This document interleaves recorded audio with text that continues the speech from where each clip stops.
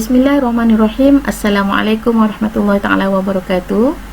Hari ini kita akan mempelajari pelajaran 18 dalam bidang adab yang bertajuk Tawadhu' menzahirkan kesucian jiwa. Murid-murid boleh rujuk buku teks muka surat 186. Tapi sebelum tu saya nak cerita dulu. Kenal tak dengan Imam Hasan Al-Basri? Ya, Imam Hasan Al-Basri ni adalah seorang ulama besar dari Iraq, yang mana beliau pernah berguru kepada beberapa orang sahabat Rasulullah SAW, sehingga muncul sebagai ulama yang terkemuka dalam peradaban Islam. Suatu hari di tepi sungai Dajlah, Hasan Al-Basri dia nampak seorang pemuda sedang duduk berdua-duaan dengan seorang perempuan, dan di sisi mereka ni ada sebotol arak. Jadi terdetik di hati Hasan Al-Basri, buruknya lah akhlak orang tu, dan lebih baik kalau dia menjadi seperti beliau. Tiba-tiba ada sebuah perahu di tepi sungai itu sedang tenggelam, dan lelaki yang duduk dekat tepi sungai tadi, dia terus terjun untuk menolong penumpang perahu yang hampir lemas tu. Dia berjaya menyelamatkan 6 daripada 7 penumpang, dan dia minta Hasan Al-Basri untuk selamatkan seorang lagi. Tapi Hasan Al-Basri dia tak berjaya pun nak selamatkan orang tersebut.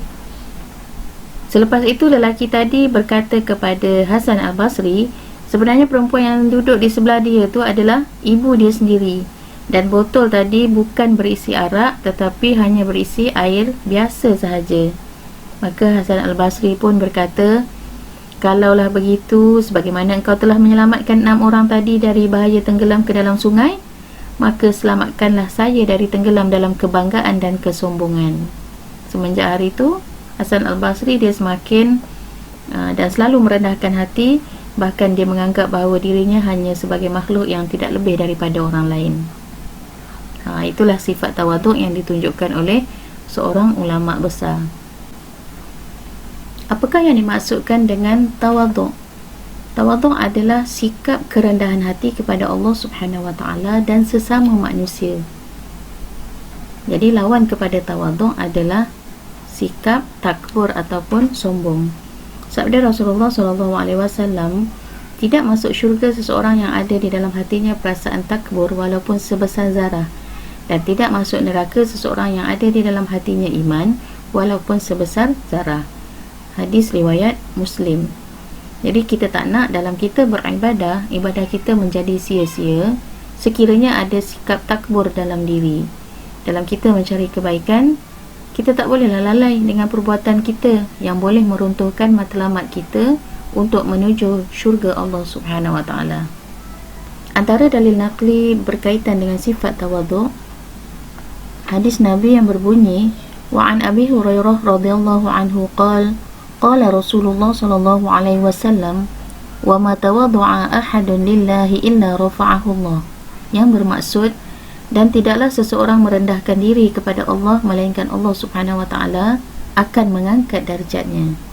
Dan hadis kedua, wa an Iyad bin Hamar radhiyallahu anhu qala Rasulullah sallallahu alaihi wasallam, inna Allah Ta'ala awha ilayya an tawaddu'u hatta la yafkhara ahadun ala ahadin wa la yabghiya ahadun ala ahadin.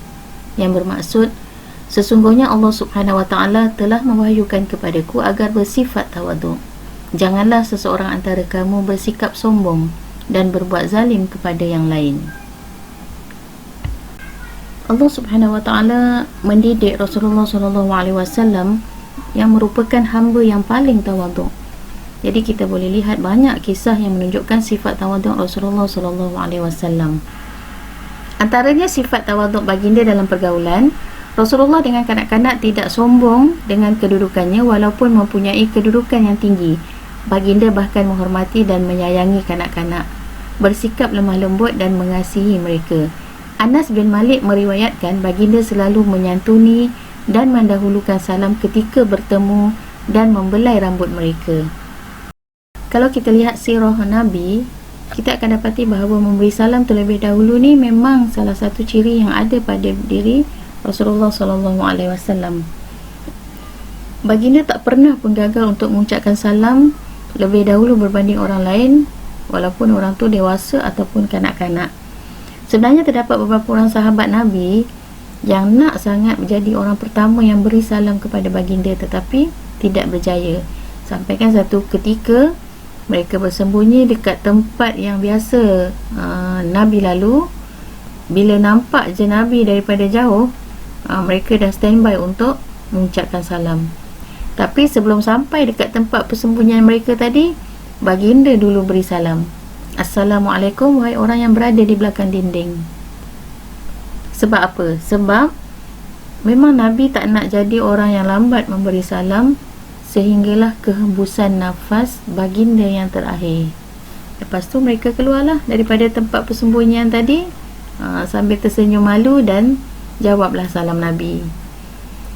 Jadi kenapa kita teragak-agak atau ragu-ragu untuk memberi salam kepada orang lain walaupun orang tu kita tak kenal, sedangkan kita tahu mesti ada ganjaran yang akan kita dapat, kan? Sebab dia adalah salah satu daripada sunnah Nabi. Kita tak nak ke? Mudah je, kan? Tanpa modal, tanpa tenaga, tetapi kita dapat pahala. Maka berlumba-lumbalah dalam memberi salam dengan ikhlas, tanpa ada niat yang lain, kerana ia salah satu cara untuk menjalin ukhuwah dan persaudaraan. Baiklah, kita lihat pula contoh tawaduk Rasulullah SAW dalam kehidupan rumah tangga. Rasulullah SAW sentiasa membantu isteri melayani keluarga dan menguruskan rumah tangga. Urwah bin Zubair berkata, seseorang bertanya kepada Sayyidatina Aisyah, adakah Rasulullah bekerja di dalam rumah? Maka Sayyidatina Aisyah menjawab, baginda menampal selipar, menjahit pakaian dan melaksanakan tanggungjawab dalam rumah tangga seperti orang lain. Kemudian contoh tawaduk Rasulullah SAW dalam makan dan minum. Rasulullah SAW tidak pernah mencela makanan yang disediakan. Jika baginda menyukai makanan tersebut, baginda akan makan. Apabila baginda tidak menyukainya, baginda akan meninggalkannya. Baginda tidak menzahirkan perasaannya, sebaliknya hanya berdiam diri. Jadi itu sifat tawaduk yang ditunjukkan oleh Rasulullah SAW, dan sebenarnya banyak lagi kisah-kisah yang menunjukkan Rasulullah ini adalah orang yang paling tawaduk. Seterusnya mari kita lihat apakah hikmah ataupun kelebihan sifat tawaduk. Yang pertama, sifat tawaduk dapat membentuk insan yang bertakwa kerana sentiasa mengamalkan sifat mahmudah. Kedua, dikasihi oleh masyarakat kerana tidak sombong. Yang ketiga, membentuk keluarga harmoni kerana saling menghormati satu sama lain. Yang keempat, mendapat kedudukan mulia kerana sentiasa bersyukur. Dan yang kelima, membudayakan sikap merendah diri demi kepentingan Islam. Oleh itu, marilah sama-sama kita tanamkan dalam diri kita sifat tawaduk. Siapa kita untuk berasa sombong? Akal yang kita ada, kecantikan, kemewahan, semuanya adalah daripada Allah Subhanahu Wa Taala, yang hanya untuk menguji kita sama ada kita bersyukur ataupun tidak dengan anugerah yang Allah berikan. Hatta Qarun sendiri pun kalau kita lihat musnah disebabkan oleh sifat takabur dia, kan? Qarun ini harta dia, kuncinya itu sahaja pun boleh diangkat oleh 70 ekor unta. Itu baru kunci, belum hartanya lagi. Tetapi akhirnya dimusnahkan oleh Allah disebabkan sifat takabur dia. Itu saja pembelajaran kita pada hari ini. Semoga bermanfaat buat semua dan jumpa lagi di pembelajaran akan datang. Assalamualaikum warahmatullahi taala wabarakatuh.